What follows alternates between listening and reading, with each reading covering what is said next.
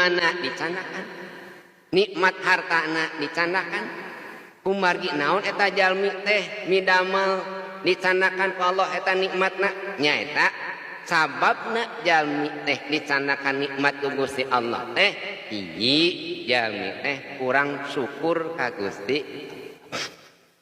Di mana jalmi teh daek syukuran ka Gusti Allah sakedik-sakedik ku Allah teh dicanak nikmat. Syukur teh sanes murak tumpeng kade bila disangki ngan murak tumpeng bagian integral tina cara ngalaksanakeun syukur.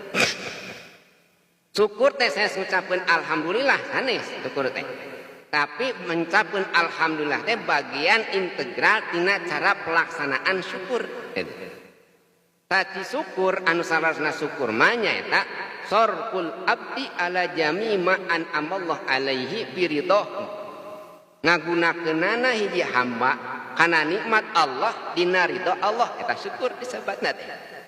Ibu gaduh sampean eta sampean teh dicanak diangkatkeun ka majelis ka dieu ka masjid rek naon bade ngaos eta teh. Setiap lengkahna teh dipasihan pahala ku Allah teh. Pampean teh sabab syukuran ka Allah teh. Nu mawi anu ngartos mah punten ibu nu ngartos mah di Cikawung teh ka dieu teh numpak lain numpak motor papa. Model orang cangkring ka Cikawung teh lamun teh mah yang gaduh pahala parapah kitu teh. Eta teh ibu anu hoyong pahala kapungkur kantos pangersa almarhum ajengan Endang Abdul Qahar ti Al Husaini. Saur pun bibi teh cenah ieu teh bagian ajengan Endang kemisan da kemisan ti kapungkur oge di Nurul Balah teh. Teh acan sumping ajengan Endang. Cobi cenah jajab ka Al Husaini ka Yapi nya ku abdi teh dijajab nembe ge diulekan ajenganna tos aya papa.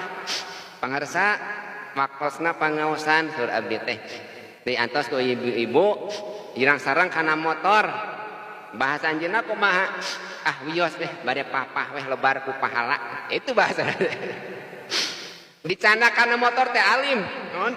Bahasa anjeunna lebar cenah ku pahalana gitu. Oh berarti naon eta teh? Papahna anjeunna teh seja syukuran ibadah. Gitu. Dilipat gandakeun pahalana teh. Urang gaduh soca. Terus eta soca ninggal naon? Ninggal Al-Qur'an.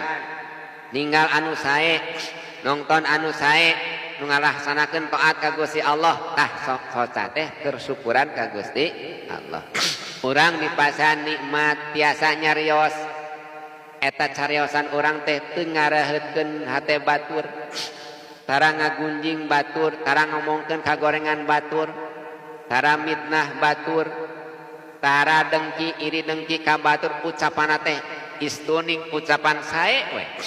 Nyaekeun batur cariosan urang teu ngaraheutkeun manah batur tah ucapan urang teh eta teh keur syukur ka Gusti Allah. Urang gaduh panangan idamel kasaean urang gaduh panca